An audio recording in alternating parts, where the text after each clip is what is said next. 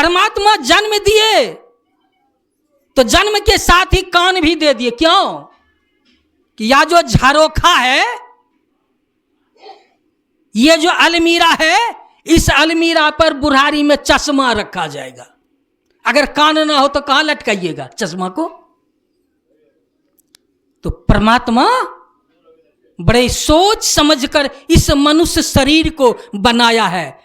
हमको तो लगता है परमात्मा से यही भूल हो गई कि लिपस्टिक को साथे लगा के दे देते तो बड़ा अच्छा होता। संत महात्मा कहते हैं, हे सज्जनों, अपने को विचार के देखो, विचार की कसौटी पर कसो, कोई कसर नहीं छोड़ा है। माता सबरी के एक जन्म की बातें हैं कि उन्होंने खिखिरनी की शरीर को प्राप्त की थी और जंगल में संत महात्मा के जूठन को खा के जीवन बिताई थी। मैं बृहद रूप में नहीं जाना चाहता। तो उस प्रभाव से क्या हुआ, राजा के घर में जन्म ली। तो राजा के बेटी को क्या कहा जाता है? कौन सी कहा जाता है? राजकुमारी या राजकन्या। कन्या नहीं, कन्या में होता है पतोहू, जिनकी विवाह होगी उसको कन्या बोलते हैं, और जो कुमारी बेटी है उसको कन्या बोलते हैं। तो राजकन्या के रूप में जन्म ली। उनकी विवाह भी अच्छे घराने में हुई, लेकिन संस्कार अंदर में पड़ा था संतों के जूठन का। जूठन की महत्ता कितनी बड़ी है मैं थोड़ा सा कह देता हूं। वृंदावन की यह सच्ची घटना है, कथा नहीं है, कोई कहानी नहीं है, मन ग्रंथ, ये सच्ची बातें हैं। संत माधव दास जी महाराज बड़े उच्च कोटि के संत थे। उनका नियम था अपना मधुकड़ी जीवन बिताना। मधुकड़ी समझते हैं ना, मांग करके, और उतना ही मांगना जिससे अपना पेट भर जाए, इतने ही मांगते थे। लेकिन कुछ दिन तक तो मधुकड़ी के काम किए, उन्हीं के बाद वो मधुकड़ी करना भी छोड़ दिए। अब क्या करते? तो संत मंडली भोजन करके जो पत्ता को फेंकते हैं उसको उच्छिष्ट भोजन कहा जाता है। हम लोग कहते हैं ना, अरे ये जूठन है, हटाओ इसको। तो उस उच्छिष्ट भोजन को उठा के ले आते, उतना ही जितना खाएंगे, अल्लाह करके घर में रख लेते। फिर स्नान करके ध्यान करके उस जूठन का भोग भगवान कृष्ण को लगाते थे, और तब उस प्रसाद समझ के उसको पान करते थे।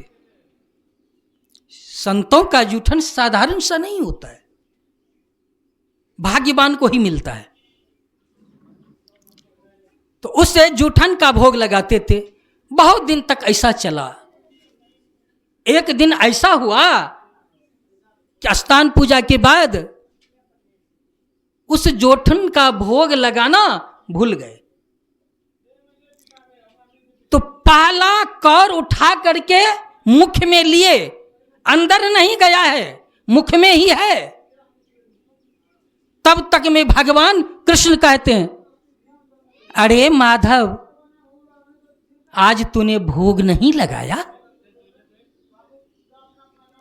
कितना प्रेम होता है भक्त और भगवान के बीच। जो पाठ में हम लोग सुने हैं, इस आधार से यह विचार करके देखिए कि भक्त और भगवान में कितना प्रेम होता है। माधव, आज मैं बड़ा सोच के आया था कि प्रसाद पाऊंगा, लेकिन तुमने मुझे नहीं खिलाया, भोग नहीं लगाया। अब माधव दास ग्रास को अंदर नहीं लेते, कंठ से नीचे नहीं उतरा था। अब क्या करेंगे? अब न तो उगलने में बनता है, उगलते हैं तो जूठन है, निगलते हैं तो भगवान के मान का सम्मान नहीं होता है। इसको कहा जाता है धर्म संकट। हम लोग बराबर गाते हैं, मेरा मुझ में कुछ नहीं, जो कुछ है सो तोर, तेरा तुझको सौंपते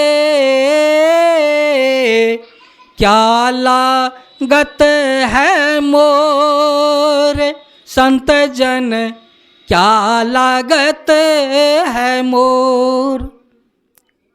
मेरा मुझ में कुछ नहीं, आई हैव नथिंग, मैंने कुछ भी नहीं। आई हैव, मेरे पास नथिंग, कुछ नहीं है, मेरा कुछ नहीं है। Of my on, on OWN, on means होता है स्वयं, वो एन ऑन का प्रयोग नहीं हो रहा है यहां। तो कहते ऑफ माई ऑन, मेरा कुछ नहीं है प्रभु, सब कुछ तेरा है।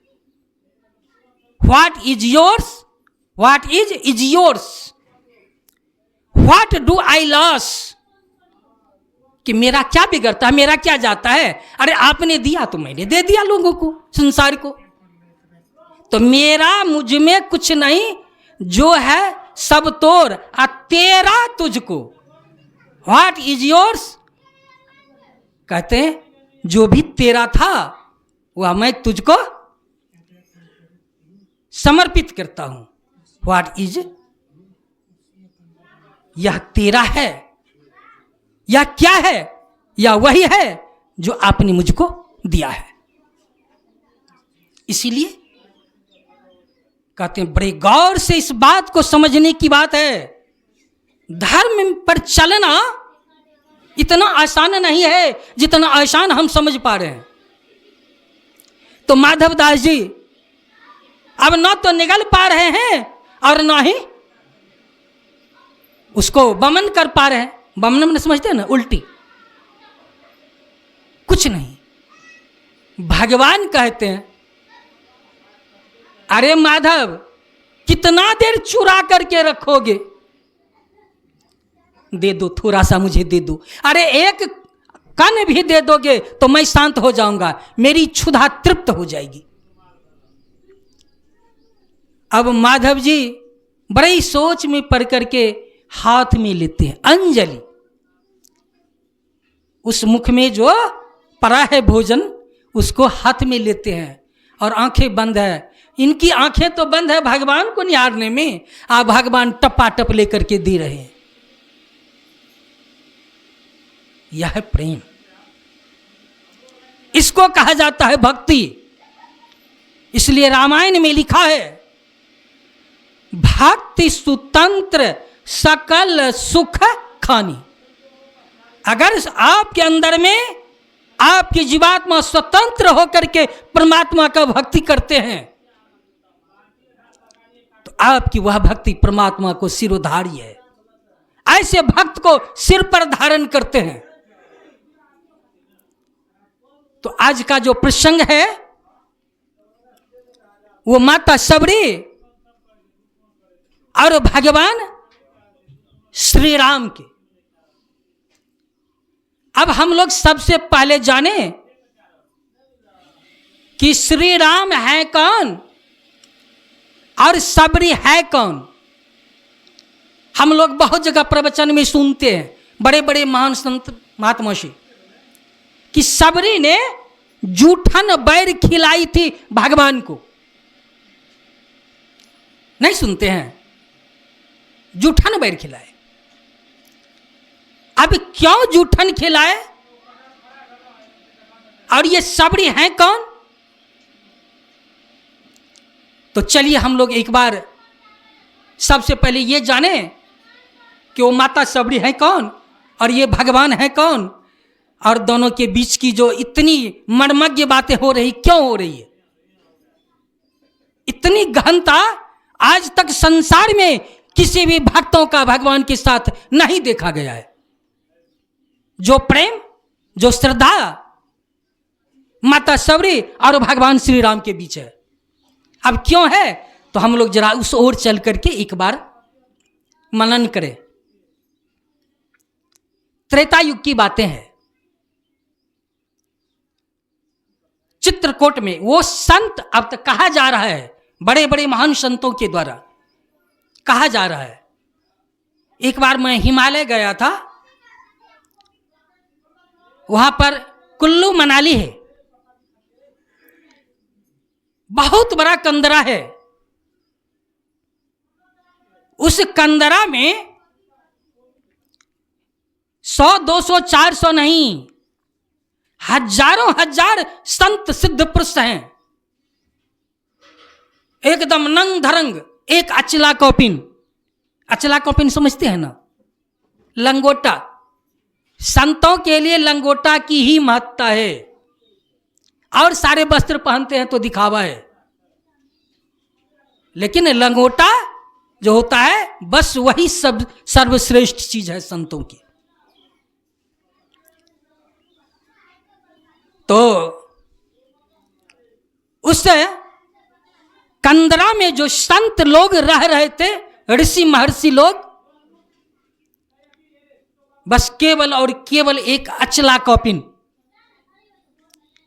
बाकी शरीर उघार। उतनी ठंड, मई महीने में हम गए थे। मैंने जब जल को छुआ कि हाथ जरा सा धो लूं, तो लगने लगा कि पूरे हाथ में सुई से छेद हो रहा है, इतनी ठंड। जब वहां गए तो सभी लोग मस्त हैं, किसी से कोई मतलब नहीं है, कौन सेठ आया, कौन आया, नहीं आया, कौन गया, कोई मतलब नहीं। बड़े बड़े सेठ लोग वहां बैठे हैं संतों की सेवा के लिए, संत को कोई मतलब नहीं। तो देखे और उन लोगों से कुछ वार्ता हुई। उन्होंने कहा, ऐसे बातें उठ गई, तो उन्होंने कहा कि आज इस युग में भी, कल युग में भी ऐसे महान पुरुष हैं जो अभी भी जिंदा है, अभी भी जिंदा है, और वह मंदाकिनी के तट, कहां? चित्रकूट, चित्रकूट में है। तो भगवान विष्णु अपने क्षीर सागर में विश्राम कर रहे थे माता लक्ष्मी के साथ। अब यहीं से समझने की बात है, तब समझ में आ गई कि भगवान राम और सबरी कौन है। तो क्षीर सागर में भगवान विष्णु माता लक्ष्मी के साथ विश्राम कर रहे थे। तो माता लक्ष्मी कहती है भगवान विष्णु से कि प्रभु, कभी कभी देखते हैं कि क्षीर सागर शून्य हो जाता है, आप कहां चले जाते हैं? अब तो भगवान विष्णु कुछ कहने में डरने लगे। घर परिवार में भी पति पत्नी में बहुत अच्छा प्रेम है, आप पति बिना कहे चले गए, आप फोन करते हैं नहीं सुनते हैं, तो पत्नी भीतर भीतर गुस्सा से जलना शुरू कर देती है। जब आती है तब हिसाब किताब शुरू, कहाँ गेल हो रहा है, केकरा घर गेल हो रहा है, की करे ले गेल हो रहा है। यदि बात करने में जरा सा पकड़ा गया तो एक तो ऐसा हराही नारी होती है कि खपरी उठा के पटक देते हैं, और उससे भी नहीं बना तो कांक तर में साड़ी का पोटली लिए अलगे दरबर चल देते हैं। अब माता लक्ष्मी कहते हैं बताइए आप कहां गए थे, अब बीच बीच में कहां आप गायब हो जाते हैं। अब तो भगवान विष्णु भी हिलने लगे। तब भगवान विष्णु कहते हैं हे देवी सुनो, मैं चित्रकूट कभी कभी जाता हूं इसलिए कि जब पालन करते करते संसार का पालन करते करते जब मन थक जाता है तो एक बार संतों के शरण में उनके दर्शन के लिए चले जाते हैं।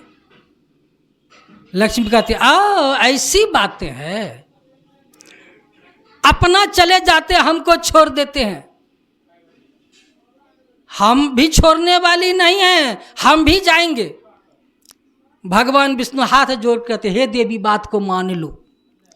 वो ऐसे बैरागी हैं, उसका नाम ही था बैरागी ऋषि, उनका नाम ही था संत का, जिनके पास भगवान विष्णु जाते थे। एक पीपल वृक्ष के नीचे बस केवल एक अचला कौपिन, तन पर कोई वस्त्र नहीं, सिर को ढकने वाला कुछ भी नहीं, बैठ करके ध्यान में मग्न रहा करते थे। संसार से कुछ लेना देना नहीं, किसी का अन्न जल ग्रहण नहीं करते थे, जंगल से फल फूल तोड़ कर लाते और खा लेते। लेकिन आप लोग ये भी जानते हैं कि हर मौसम में फल फूल नहीं मिलता है। तो जब फल नहीं मिलता तो मंदाकिनी नदी के जल को लेकर के पी लेते थे और जीवन बिताते थे। ऐसे बैरागी, ऐसे त्यागी संत थे। तो लक्ष्मी जी कहती है तब तो हम भी जाएंगे। अब हाथ जोड़ के कहते हैं, हे देवी मेरी बात मान लो। वो ऐसे बैरागी हैं कि उनके पास कोई भी नारी नहीं जाती है, कोई नारी नहीं जाती है, और नारी को देखने के बाद उठ पुट के भाग जाते हैं। तो क्यों ऐसे ऋषि को दुख दोगे, मत जाओ। तो कहती है ठीक है हे नाथ, मैं उनके पास नहीं जाऊंगी, मैं दूर में तो रह सकती हूं ना। कहा ठीक है तो चलो। अगले दिन आप लोग थोड़ा थोड़ा आगे बढ़ जाइए, जगह हो जाएगा। आप लोग थोड़ा थोड़ा बढ़ जाइएगा ना, आगे जगह हो जाएगा।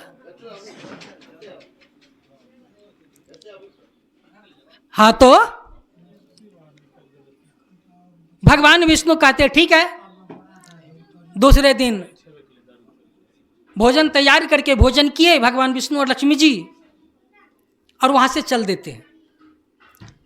चलते चलते बैरागी महात्मा के पास पहुंच जाते हैं, त्यागी जी के पास। तो त्यागी जी ने दूर से ही देख लिया, अब जतरा बना रहे हैं कि अब हमको भागना पड़ेगा क्योंकि नारी आ रही है। भगवान विष्णु कहते हैं हे देवी तुम यहीं ठहर जाओ, हम आते हैं। दौड़ करके जाते हैं और त्यागी जी के चरण को पकड़ लेते। महाराज आप उठ पुट के कहाँ भाग रहे हैं? कहा मैंने पहले ने कहा था कि किसी नारी को नहीं लाना। कहा महाराज ठीक है, वो दूर रहेगी, यहां नहीं आएगी। तब लक्ष्मी जी को इशारा करते हैं भगवान विष्णु और खूब दूर जाकर के एक वृक्ष के ओट में जाकर के बैठ जाते हैं ताकि मेरे मुख को देख न पाए। संत को संत के रूप में नारी का रूप न जाए, इसलिए ये सारी लीलाएं हो रही थी। और हम लोग संत महात्मा के पास भी जाते हैं तो खूब लिपट के खूब ठोर में लगा लेते हैं। देखिए उसका नाम क्या है, लिपस्टिक। लिप मीन्स होठ, इश्क, इस लिपस्टिक, इश्क को पैदा करने के लिए। मैं गलत नहीं कहता हूं, शास्त्र भी इसका प्रमाण देता है। लिपस्टिक लगाने का मतलब है कि हम लोगों को दिखाने जाते हैं, लोग हमको देखे और कहे फलनामी कते सुंदर लागे छे, आई ना कि सुसुंदर ने छुछुंदर जका लागे छे। तो लिपस्टिक लोग इश्क को टिका देता है ठोड़ पे, और उस समय से उसका आकलन करना शुरू कर देता है। गले भगवान चूल्हा में, कहां से भगवान का दर्शन होगा, कहां से भगवान की कृपा होगी। तो लक्ष्मी जी चली जाती है वृक्ष के ओट में कि भगवान वे संत लोग नहीं देखे। बैठ गए भगवान विष्णु त्यागी जी के पास सत्संग किए, खूब सत्संग किए। तो त्यागी जी ने 2 ठो फल दिए और बोले कि लीजिए विष्णु जी, जाइए प्रसाद ग्रहण कीजिए। अब वहां से आगे बढ़ते हैं, तब उधर से देवी आ जाती है, लक्ष्मी जी। तो लक्ष्मी जी आती हैं तो भगवान विष्णु फल लेकर उनके हाथ में दे देते हैं। फल को लक्ष्मी जी लेती है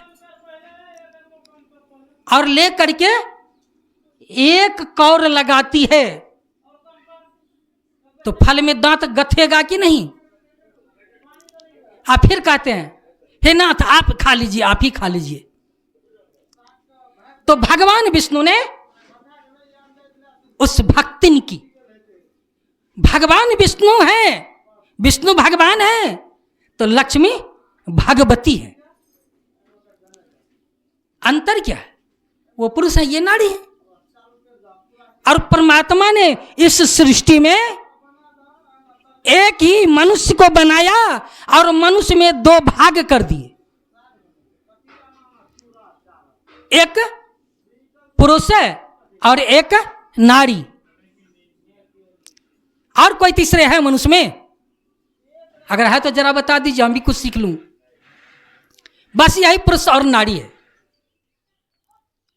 नारी परमात्मा को प्राप्त करके भगवती कहलाती है और पुरुष भगवान को प्राप्त करके पुरुष भगवान कहलाते हैं। तो अंतर क्या रहा? नारी के शरीर में भी खून है और पुरुष के भी शरीर में खून है। भले ही मेडिकल साइंस ने डिफरेंस कर दिया है कि ये ग्रुप है वो ग्रुप है, लेकिन है तो ब्लड वही हीमोग्लोबिन और आयरन है। तो अब विभाग करके 2 बना दिए।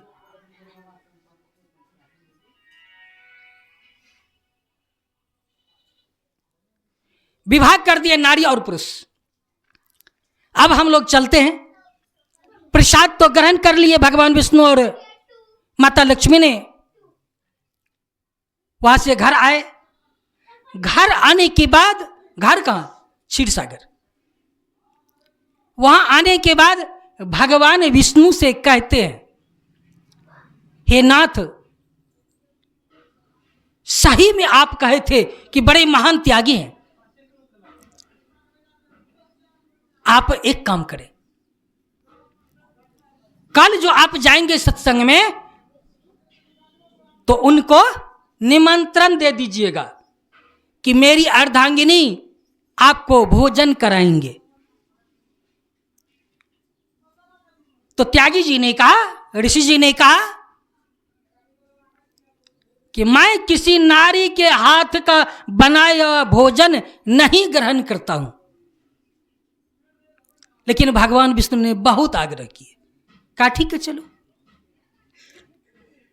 तो आज का सत्संग सुन लिए। अब कल ही ना भगवान वो त्यागी जी आएंगे। तो त्यागी जी ने कहा आप तो विमान से चले आते हैं, हम कैसे जाएंगे? कहा महाराज आप पूजा पाठ करके तैयार रहिएगा और जब आप मन में सोचिएगा बस मेरा पुष्पक विमान आपके पास पहुंच जाएगा। कहा ठीक है। वही हुआ। आज पूजा करने में खूब लेट कर दिए पुजारी जी यानी त्यागी जी। और तब याद करते हैं भोजन का भी समय तो हो गया है। बस यूं ही विचार करते थे, वहीं पुष्पक विमान पहुंच गया और उस विमान पर बैठ के त्यागी संत जी वहां पहुंचते हैं। लक्ष्मी जी बड़ी प्रेम से 56 प्रकार का भोजन तैयार किए। इतने से भी मन में संतोष नहीं हुआ लक्ष्मी जी को। तब क्या करती है?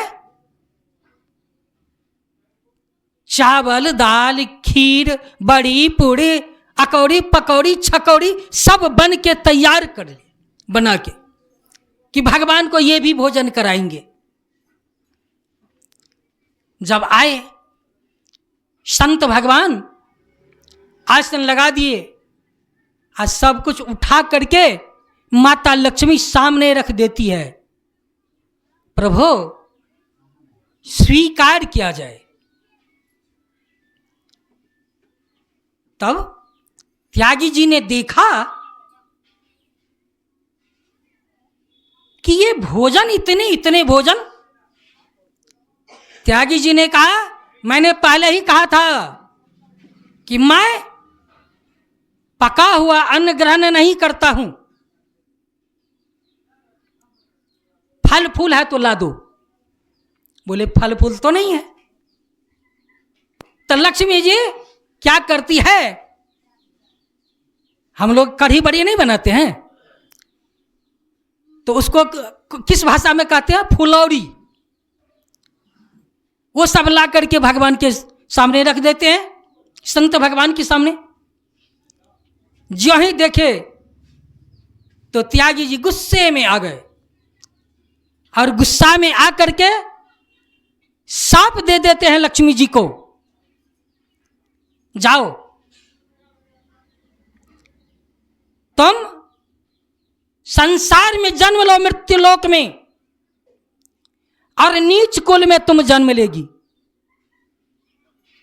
किस कुल में? नीच कुल में। और तुम कुरूपी होगी, तुमको देखकर संसार के लोग थूक देंगे। देखिए भक्ति कितना निर्मल होता है। और कुरूपी की बातें मैं थोड़ा सा बता देता हूं। जब यह राजकुमारी थी, इनका विवाह राजा के बेटा से, राजकुमार से हुआ, तो ये राजकन्या बन गई। लेकिन संस्कार संतों के जूठन प्रसाद का था। वह खिड़की के पास बैठ करके निहारते रहती थी, कोई संत पुरुष जाए तो बुला करके उनको भोजन कराऊं। ऐसा हुआ कि घर के सब लोग तो बाहर चले गए थे, वो खिड़की के पास बैठ करके देख रही थी।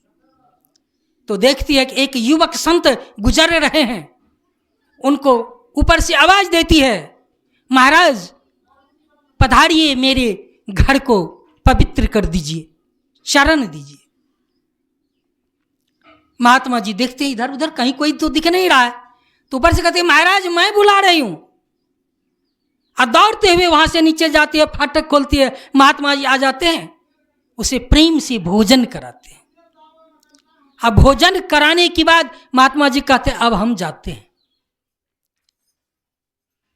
तो वो राजकन्या क्या कहती है, महाराज जाते हैं तो जाइए,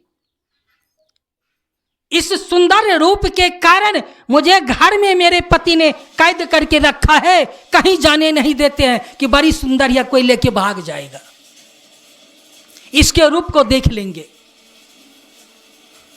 तो ऐसा कीजिए, आप आशीर्वाद दीजिए, मैं शरीर त्याग दूं और मेरी सूरत जो है यह सूरत छीना जाए और ऐसी कुरूपी बदसूरती बन जाऊं अगले जन्म में कि लोग मुझे देखकर थूके और मैं मगन होकर के परमात्मा का भजन करूं। वरदान मांग लिए। आजकल की माता बहन कोई वरदान मांगेगी और कहिए देगी कि भगवान कुछ कमी से तो और हमरा पूरा ज्ञान दो, थोथना देखे में सुंदर लागे। लेकिन खराब नहीं, खराब के मांग नहीं करे छे, कियो नहीं करे छे। अब बहुत समय बीता, अब बीतने के बाद अब जन्म कैसे होता इस बात को अब जाने। तो भगवान संत यानी त्यागी जी श्राप दे देते हैं क्रोध में आकर के, जाओ तुम मृत्युलोक में जन्म लोगी और नीच कुल में जन्म लेगी, तुम बदसूरती होगी, तुम्हारे सूरत को देखकर लोग थूक देंगे। उस समय माता लक्ष्मी बड़े गुस्से में आ गए। हमने संत सेवा के लिए इतना सुंदर भोजन तैयार की और बदले में श्राप मिल गया। तब लक्ष्मी जी कहते हैं, ऐ त्यागी जी, पहचान लो, मैं भी सती नारी हूं। अगर सत्य में मैंने धर्म का पालन किया तो आपको भी मृत्यु लोक में जन्म लेना पड़ेगा, और जन्म लेंगे तो पंपासन में जन्म लेंगे और मातंग ऋषि के रूप में जन्म लेना पड़ेगा। उस समय आपकी सेवा मैं ही करूंगा, मैं ही करूंगी सेवा। अब तो त्यागी जी भी बड़े मुश्किल में पड़ गए, ये क्या हो गया? आए थे भोजन ग्रहण करने, यहां तो श्राप समारोह चल रहा है। हम लोग कोई उत्सव करते हैं, समारोह नहीं करते हैं, बड़े खुशी खुशी करते हैं। तो लक्ष्मी जी खुशी खुशी भोजन कराने के लिए तैयार की, तो वहां श्राप का समारोह चलने लगा। त्यागी जी भी वहां से चल दिए और लक्ष्मी जी अपने क्षीर सागर में रहने लगी। समय हुआ, क्योंकि संत की वाणी कभी व्यर्थ नहीं जाता। अपना मान टले टल जाए, पर भक्तों का मान न टलते देखा। प्रबल प्रेम के पाले पर कर प्रभु को नियम बदलती देखा। भगवान श्री कृष्ण से अर्जुन ने कहा, what is the best for me, please tell me. हे भगवान, मेरे लिए सबसे उत्तम श्रेष्ठ क्या है? प्लीज टेल मी, कृपा करके मुझे बता दो, कह दो मुझसे। अब तो भगवान भी पड़ गए फेर में, गुरु जी चला के फेर में पड़ गए। भगवान से और कहते कहते क्या कह देते हैं अर्जुन, हु आर यू, आप कौन है? आई नॉट नो ऑफ यू, मैं आपको नहीं जानता हूं, बट आई नो, लेकिन मैं जानता हूं, यू आर गॉड, आप परमात्मा हैं, and you have infinite strength, आपके पास अनंत शक्ति है। So you give me on strength, इसलिए कृपा करके आप अपना वह शक्ति दें। हम लोग भी यही ना मांग करते हैं, परमात्मा आपने चरणों में लगा लो। तो चरणों में लगा लो तो क्या लगा लो, कौन चीज? शक्ति दो, मैं आपको पहचान जाऊं। तब भगवान कहते हैं, इफ यू वांट मी, क्या तुम मुझको चाहते हो? यदि तुम मुझको चाहते हो तो कहते give up all other desire, तो तुम सारी इच्छाओं का परित्याग कर दो, इच्छा को छोड़ दो। तब अर्जुन कहते हैं क्या होगा? ठीक है, इच्छा को छोड़ देता हूं, क्या होगा? कहते ऑल हैप्पीनेस, तुम्हारे पास सारा सुख आ जाएगा, सारी खुशियां आ जाएगी। It is in as it is in me, तब तुम मेरे समान हो जाओगे। कितनी ऊंची बातें कहते हैं भगवान। अगर तुम मुझको चाहते हो, जानना चाहते हो, प्राप्त करना चाहते हो, तो सारी इच्छाओं का परित्याग कर दो। मन शांत हो जाएगा, और जब शांत हो जाएगा तब तुम मुझको जान लोगे, और जो सुख नहीं मिलना चाहिए वो सारे सुख तुमको मिल जाएगा। इसीलिए संत महात्मा कहते हैं, संतों के शरण में जाते हैं तो अपने आप को शांत होकर के जाइए। और जो संत सद्गुरु बताते हैं उस बात को भी अच्छी तरह से धारण करें। अब भगवान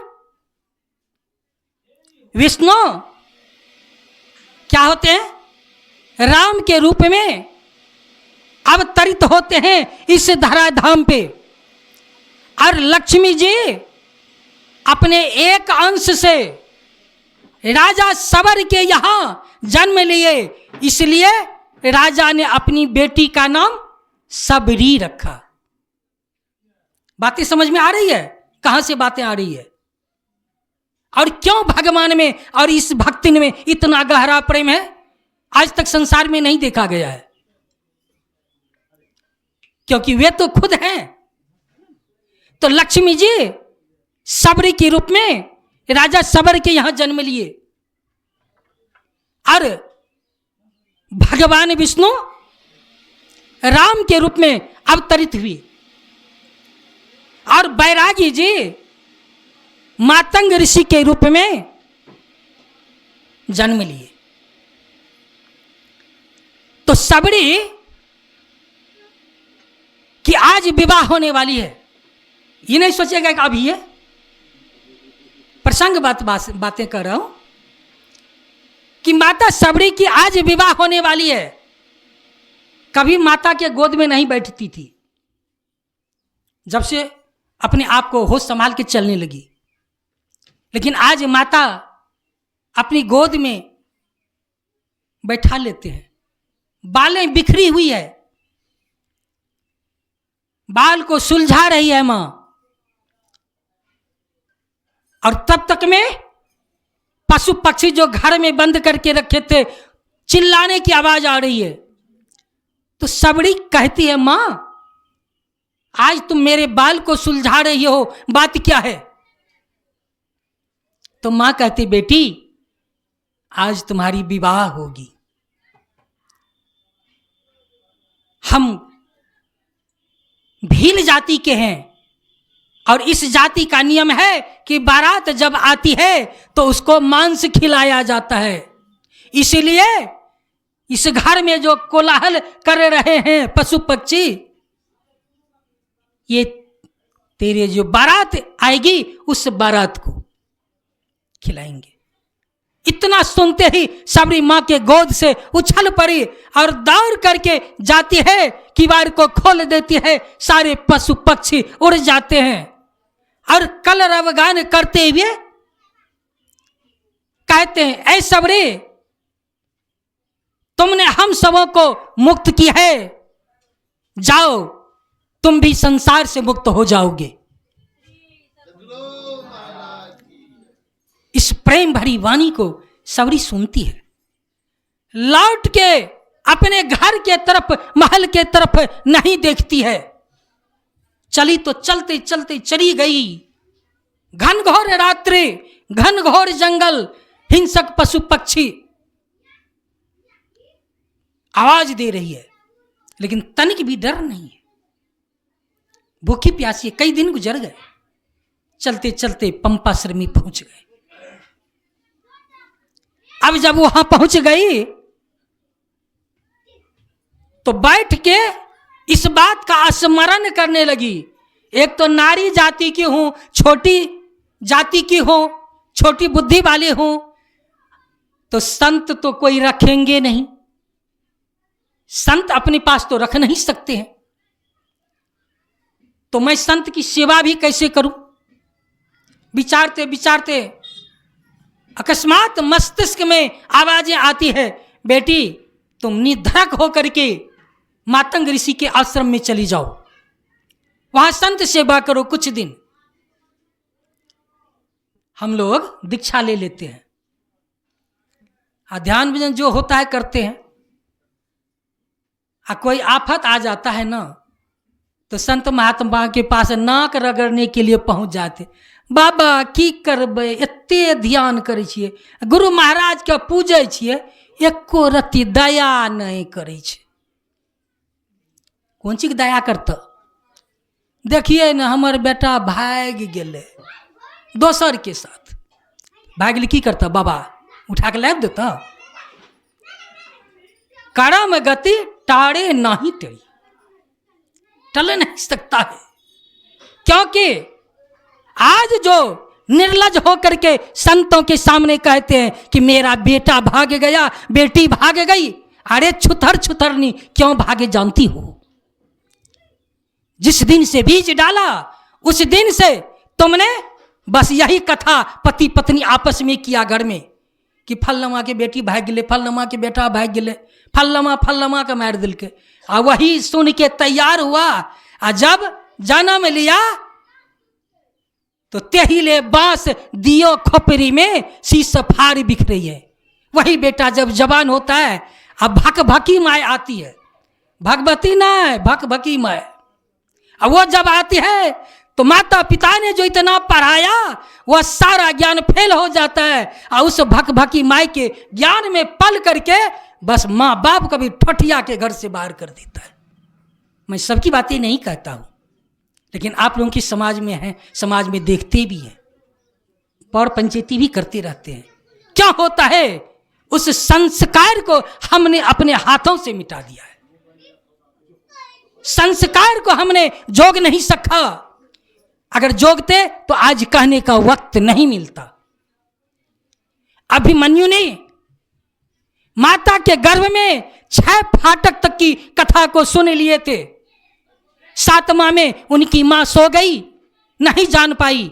7वां गृह के पास पहुंचते ही मारे चले गए। इसलिए संत महात्मा कहते ऐ संसार के लोगों सावधान हो जाओ, और सावधान हो करके ये मत कहो कभी गुरु महाराज के चरणों में जाकर के प्रतिमा के पास, गुरु महाराज हम भक्ति क्या क्या की कर लिए, हमरा पर नजर नहीं दिलो। नजर आपको इसलिए गुरु महाराज देंगे कि आपका बेटी जवान हो जाए, बेटा जवान हो जाए, और आपके बेटा का विवाह हो जाए, बेटी का विवाह हो जाए, मकान हो जाए, दुकान हो जाए, होटल हो जाए, बोतल हो जाए, टोटल हो जाए। इसके लिए गुरु भक्ति करते हैं। संत महात्मा कहते नहीं, भक्ति इसलिए करते हो, अरे ये जितना मांगते हो, होटल बोतल टोटल मकान दुकान इज्जत प्रतिष्ठा, यह दूसरों के लिए, अपने लिए नहीं। अपने लिए केवल गुरु हरि चरण में प्रीति हो, गुरु के चरणों में प्रीति प्रेम होना चाहिए, तब तो। अगर ऐसा नहीं होगा तो बैठे हैं सत्संग में, अब मन कहीं और रमन कर रहा है। मन तो रमे संसार में, तन साधुन के संग, तुलसी याही वियोगते, नहीं लागा हरि रंग। कहते late not body drift even if the mind restrain senses 5 से दास कबीर। संत कबीर साहब कहते हैं मन जाए तो जाने दे, let not body drift even if the mind. कहता दिमाग को स्थिर रखो, दिमाग स्थिर रहेगा, शरीर भी स्थिर रहेगा तब। मन कहा चलो, चल दिए, तब शरीर भी चला गया, मन भी चला गया, तो पाप तो और गरसेगा। रेस्ट्रेन कहते स्थिर कर दो, सेंसेस 5 सेंसेस यानी 5 आत्मा। अब सवाल है, आत्मा एक है तो 5 आत्मा की बात कैसे कहते हैं? तो यहां 5 आत्मा नहीं, आत्मा 5 के बस में है। अर्थात ये शरीर जो है मनुष्य का, यह 5 तत्व से बना हुआ है। पंच रचित यह अधम शरीरा। अब आप लोग कहेंगे कि कहते हैं सर्वश्रेष्ठ शरीर है, फिर कहते हैं अधम, नीच कैसे? नीच इसलिए अगर हरि भजन करते हैं, परमात्मा का भजन करते हैं, तब तो उत्तम बात है, और परमात्मा का भजन नहीं करते हैं तो अधम नीच हो जाएंगे। इसीलिए ऐ मेरे प्यारे भक्तों, संत मत का ज्ञान कोई साधारण सा ज्ञान नहीं है। इस ज्ञान में बड़ी गहनता है। और जब गहनता आपका ठीक ठीक होगा तो आपका मन की महानता वह भी आपका मजबूत होगा। मन को शांत रखेंगे तो शरीर भी स्थिर होकर के बैठेगा, तभी भजन भी होगा। तो माता लक्ष्मी सबरी के रूप में और क्षीर साई भगवान विष्णु राम के रूप में और त्यागी जी मातंग ऋषि के रूप में। अब सबरी करती क्या है, जब ब्रह्म मुहूर्त होता है तो जंगल से लकड़ी तोड़ के ले आती है, झाड़ू बोहारू कर देती है, बीत बर्तन धो धकार के रख देती है। शिष्य लोग जब प्रातः उठते हैं तो देखते हैं कि यहां तो सारा चीज है। जाके गुरुजी से कहते हैं मातंग ऋषि से, महाराज सेवा तो वहां उपलब्ध है लेकिन सेविका नहीं है। सेवा तो दिख रहा है लेकिन सेविका तो है नहीं, सेवक तो कोई है नहीं। कई दिन हो गया तो मातंग ऋषि कहते हैं एक काम करो, आज के रात कोई सोना नहीं। क्या करना है, कहा जाग करके देखते रहना कि कौन है, उसको कुछ कहना नहीं, बस सीधे पकड़ के मेरे पास ले आना। वही हुआ। सब शिष्य तो सो गए लेकिन एक शिष्य नहीं सोए थे। जो ही वह लकड़ी के गट्ठर को रखी त्यों ही आवाज देते हैं शिष्य, अरे तुम कौन हो। इतना जब कहते हैं तो बड़ी तेजी से भागती है सबरी, और तेजी से भागती है तो पीछे पीछे दौड़ते हैं शिष्य, जाके उसके हाथ को पकड़ लेते हैं। अब तो थर थर कांपने लगी, कहते महाराज मैंने कोई गलती नहीं की है, मेरी इच्छा थी संत सेवा की। कहा चलो पहले लाते हैं मातंग ऋषि के सामने, और मातंग ऋषि आंख बंद करते हैं तो देखते हैं ये तो साक्षात भगवती है, लक्ष्मी है। शिष्य से कहते हैं देखो इसके लिए ये जो बगल की झोपड़ी है इस झोपड़ी में जगह दे दो। गुरु ज्ञान दे दिए और साधना करने लगी। प्रसंग तो लंबा है तो अब मैं डायरेक्ट पहुंच जाता हूं। अब मातंग ऋषि शरीर छोड़ने के लिए तैयार है, सारे शिष्य लोग हैं, सबरी भी वहां प्रेजेंट हैं। सबरी की आंखें नम हो गई कि आज मेरे माता पिता, हम लोग वेद की एक पंक्ति को बराबर पढ़ते हैं, त्वमेव माता च पिता त्वमेव, कहते हैं ना। मतलब क्या, गुरु ही पिता है, गुरु ही माता है, गुरु ही भाई है, गुरु ही सखा है, सब कुछ है। और ऐसी भावना से जब समर्पित कर देंगे तो परमात्मा कहीं दूर नहीं, परमात्मा भक्तों के पास लौटने लगते हैं। माता शबरी आंख में आंसू लिए कहती है गुरुदेव आप तो जा रहे हैं। ऐसे भी सारे पंपासर के ऋषि मुनिजन कहते थे यह कितना नीच महंत है, कितना नीच साधु है जो लड़की को रखते हैं। तो उन्होंने जानते हैं क्या कहे, बेटी मेरा नाम है मातंग, मतंग ऋषि, मत वाला हाथी हूं। हाथी जब चलता है ना तो बहुत सारे कुत्ते भाव भाव करते हैं, लेकिन हाथी के पास कोई सटते नहीं। ठीक उसी प्रकार से इस पंपासर में जो ऋषि मुनिजन है वह कुत्ते की तरह भौंकता है, लेकिन मैं मतंग हाथी हूं, मुझे किसी की परवाह नहीं है। तुम शांति से रहो और भगवान तुम्हारे पास आएंगे दर्शन देने के लिए। इतना कहे और मातंग ऋषि अपनी आंख बंद किए परमात्मा में लीन हो गए। सब लोग जार बेजार रोने लगे। सबरी बड़ी दुखी थी, दुख के मारे विह्वल हो गई। लेकिन एक चीज याद, क्या? कि गुरु जी ने आशीर्वाद दिया है कि भगवान आएंगे, लेकिन ये कह नहीं दिए हैं कि भोर में आएंगे कि दोपहर में आएंगे कि शाम में आएंगे कि रात में आएंगे। कभी आ सकते हैं। गुरु जी के वाणी में इतना श्रद्धा, और हम लोग पाठ में नहीं करते हैं, अति अटल श्रद्धा प्रेम से गुरु भक्ति करनी चाहिए। इसी श्रद्धा की जरूरत है। उसमें भी एक विशेष शब्द लगा है, अति अटल।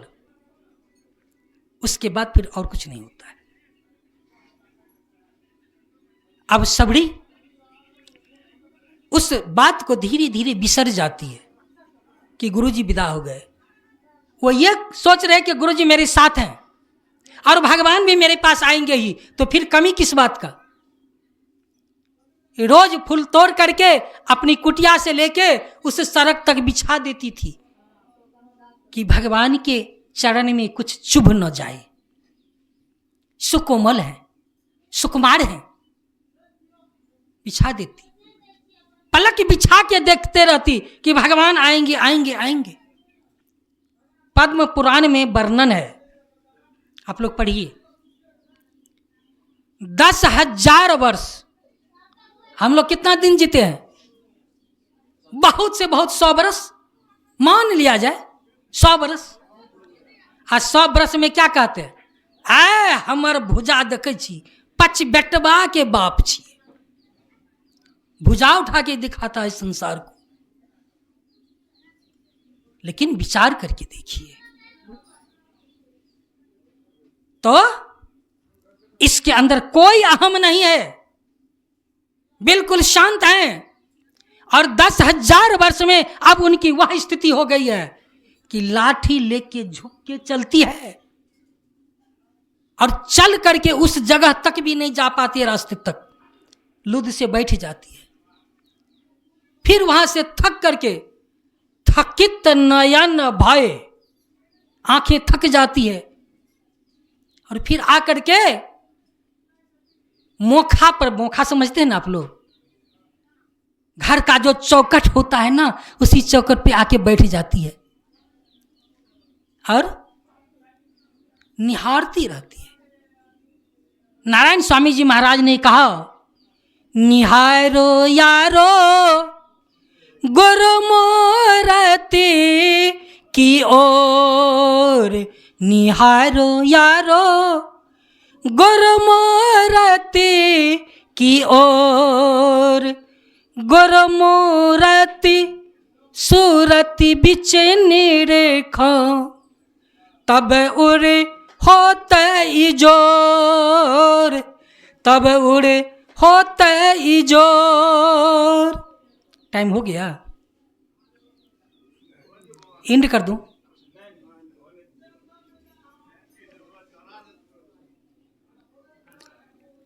तो ना सबड़ी गुरु मूर्ति की ओर इशारा करती है अपने आप को। मन को कहते मन शांत रह, आएंगे गुरुदेव भगवान तो आएंगे। समय हुआ,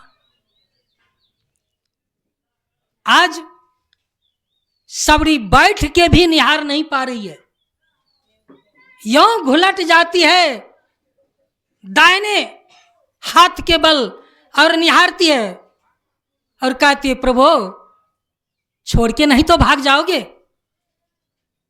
कितनी श्रद्धा है, विचार देखिए। प्रभु छोड़ के भाग तो नहीं जाओगे। और भक्त के बीच की संवाद है, और भगवान आते आते क्या कह दिए कि अतिशय प्यारे, सकल प्रकार भगति, यानी सब प्रकार से तुम्हारी भक्ति जो है अटल है, दृढ़ तोड़े, बड़ी मजबूत है। तो यहां भगवान और भक्त के बीच की संवाद है। भगवान कह रहे हैं और माता सबरी सुन रही है। तो माता सबरी ने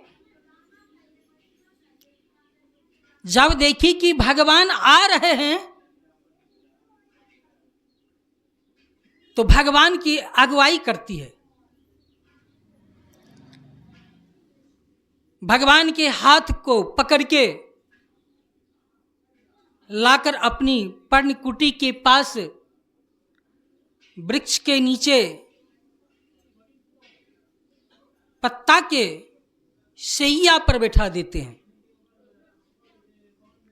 हम लोग के घर में सोफा सेट रहता है, आज जब उस पर बैठते हैं, मचल के बैठते हैं ना, तो उछलने लगते हैं। कहता है बड़ा अच्छा है, बड़ा अच्छा है, बहुत आनंद आता है। लेकिन भगवान आज उस वृक्ष के पत्ते पर मचल कर बैठते हैं और भगवान उस भेलनी की प्रशंसा करते हैं। यहां पर ज्यों ही भगवान आते हैं तो सबरी क्या कहती है के ही विधि स्तुति करावा तुम्हारी, अधम जाति मैं जड़ मती भारी। अब माता सबरी को कुछ दिखता ही नहीं है। अब भगवान आ गए हैं तो भगवान की सेवा किस प्रकार करूं, मन विकल है। जो ही माता सबरी ने इस बात को कही कि हे प्रभु, मैं आपकी आस्तुति, आपकी विनती, आपकी प्रार्थना किस प्रकार करूं, किस भांति करूं, के ही विधि आस्तुति करूं तुम्हारी, मैं कैसे आपकी पूजा करूं? क्योंकि एक तो मैं नीच जाति की हूं। किस जाति की? भेलिनी, जो जंगल में रह करके पशु पक्षी को मार के कच्चे मांस खा जाते हैं। मैं उस जाति की हूं और उसमें भी तो नारी हूं, नारी में भी नीच। तीन मह मैं मति मंद अघारी, बहुत छोटी बुद्धि वाली हूं। जो ही भगवान ने इतना सुना तो भगवान श्री राम के भी आंखों से आंसू बहने लगी। इसलिए कहा प्रेम के बंधनिया हो भैया, जन्म जन्म रही जाए। प्रेम के बंधनिया हो भैया, जन्म जन्म रही जाए। तो भगवान अब कहते हैं, जब भगवान से बर्दाश्त नहीं हुआ कि सबरी कितनी ऊंची ज्ञान वाली है और आज वो अपने जाति की बखान कर रही है, तब भगवान कहते हैं कह रघुपति सुनो भामिनी बात मानव एक भगति करना। भगवान कहते हैं, हे सबरी, भामिनी का हिंदी में अर्थ होता है सुंदरी, खूब सुंदरी। लेकिन आजकल आप लोग गुस्साइएगा नहीं, बातें जो सत्य है तो कहना ही पड़ जाता है। माता बहन लोग जब पूजा करने जाती है, ठोर में खूब लिपस्टिक लटका लेगी और तब जाएगी दिखाने के लिए। अब बताओ भाई, आप ही लोगों से पूछते हैं, वहां जाते हैं भगवान और भगवती के दर्शन के लिए, आखिर ठोर दिखाने जाते हैं। उससे भी संतोष नहीं होता है। कैटलर, आप लोग जानते होंगे कैटलर क्या होता है। कैटलर बना लेती है और जाती है दिखाने के लिए। किसको? देवी देवता को। अरे जिस परमात्मा ने तुझे पैदा किया है, उस परमात्मा के सूरत में भी कमी रह गई है क्या? संत महात्मा कहते हैं, संसार के लोगों, जरा विचार करके देखो। साईं को सियत मास 10 लागत, ठोक ठोक यह बिनी चदरिया। काहे को ताना, काहे को भरनी, कौन तार से यह बिनी चदरिया। इस मनुष्य शरीर रूपी चादर के बारे में कहते हैं। परमात्मा ने कोई कसर नहीं छोड़ा है।